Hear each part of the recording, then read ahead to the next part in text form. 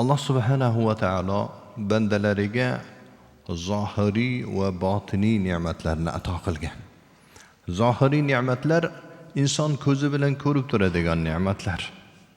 Boylik ne'mati, farzand ne'mati, sog'liq ne'mati va hokazo sanab adog'iga oxiriga yeta olmaydigan darajadagi zohiriy ne'matlar sohibimiz.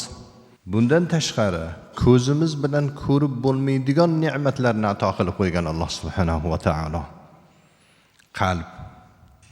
Qalbning musaffoligi va hokazo insonning ko'zi ko'rmaydigan, hatto inson u haqida o'ylab ham ko'rmaydigan botiniy ne'matlarni Alloh taolo bandasiga o'zi ato qilib qo'ygan.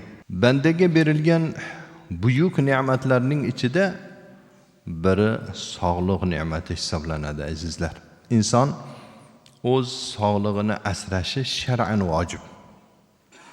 Bir odam sog'lig'iga zarar yetkazadigan amalni qilishini shariat yo harom deb e'lon qilgan, yoki makruh deb e'lon qilgan, yoki yomon ko'rilgan amal deb e'lon qilgan.